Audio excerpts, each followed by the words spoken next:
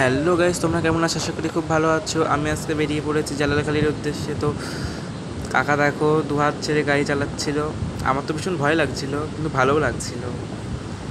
এই গরমে গাড়ির হাওয়াতে সেই আশেপাশের ওয়েদারটা খুব ভালো ছিল। চারদিকে গাছপালা ছিল, খুব হাওয়া হচ্ছিল।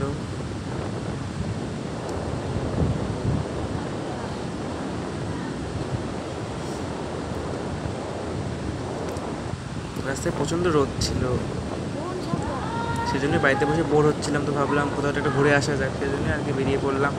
তো সামনের ভিউটা তোমরা দেখো একবার, চারদিকে গাছ, মাঝখানে রাস্তা, খুবই ভালো ছিল ভিউটা।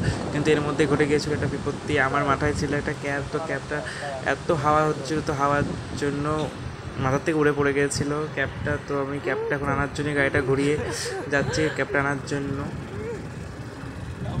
ওই দুই আমার ক্যাব দেখা যাচ্ছে, তো ক্যাবটা না হয়ে গেছে। এবারে আমরা আবার চলে যাচ্ছি সেই জালালখালির দিকে। চারপাশে ভিউটা দেখো তোমরা গাইস, আমার তো খুবই ভালো লাগছিল।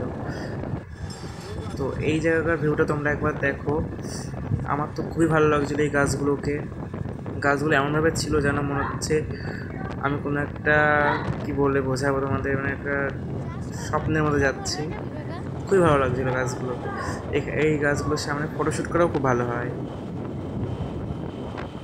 সামনে গাছটা দেখো গাইস, কি সুন্দর লাগছে। যত সামনে দিকে আগাচ্ছিলাম তত এই গাছই ছিল।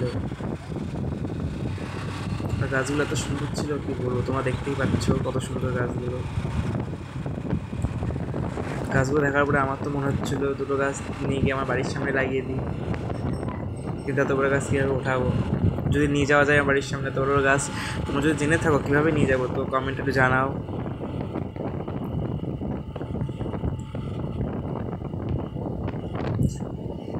এই গাছের মধ্যে আমরা কটা ছবিও তুলে নিয়েছিলাম গাছের সামনে দাঁড়িয়ে, তো সেগুলো দেওয়া হয়নি।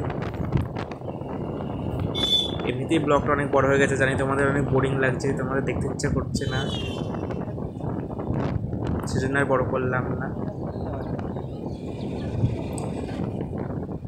তো আমরা প্রায় চায়ের দোকানের সামনে চলে এসেছিলাম, তো সেই জন্য কাকা সাইডে দেখে নিল যে পিছনে গাড়ি আছে কিনা।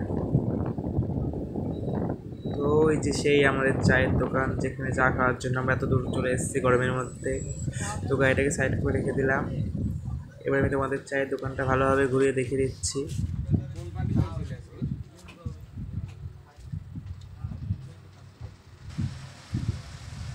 তো এবার আমরা চায়ের অর্ডার দিয়ে দিয়েছিলাম, ততক্ষণে চা হতে হতে আমাদের বাইরের ভিউটা তো দেখিয়ে দিই।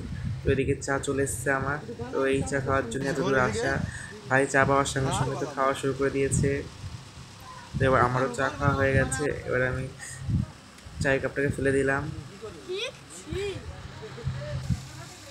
এবার আমরা লস্যির অর্ডার দিয়ে দিয়েছিলাম, তো কাকু লস্যি বানাচ্ছিল, তোমরা দেখো। গরমে চা খাওয়ার পর বেশি গরম লাগছিলো, তো সেই জন্য ঠান্ডা ঠান্ডা কিছু অর্ডার দিয়ে দিলাম।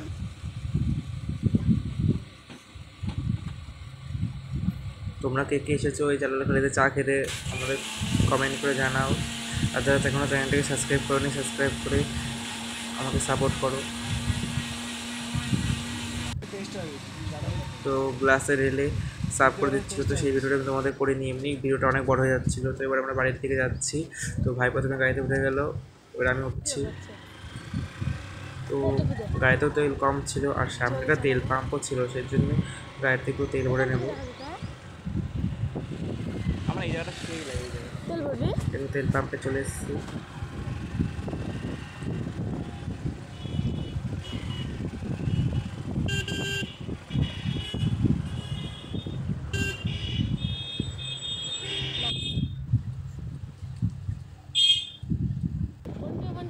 তো তেল পাম্পের থেকে বেরিয়ে পড়েছে আমার বাড়ির থেকে। তো দেখো গাইস, সে আবার সে একই ভিউজ। আমার তো খুবই ভালো লাগছে এখান থেকে যেতে। তো বাড়ির সামনে চলে এসেছিলাম। তো গাড়িটা দাঁড় করিয়ে বাড়ির সামনে চলে এসেছিলো একটা লস্যিওয়ালা, ও সরি সরি সরি সুড়সুড়িওয়ালা। তো ওখান থেকে সুড়সুড়ি নিয়ে নিলাম। একটু একটু লস্যি খাওয়ার পর শুধু লস্যি ঢেকে উঠছিল, তো সবসময় লস্যির কথাই মনে পড়ছিল। তো দুটো সুড়সুড়ি নিয়ে নিয়েছি, একটা আমার একটা কাকার জন্য। তো এখন কাকাকে গিয়ে দিয়ে দেবো। তো কাকা নিয়ে এনেছে, একটা আমি খাবো। তো আজকে ভিডিও এইটুকুই, ভিডিওটা ভালো লাগলে অবশ্যই লাইক করে দিও।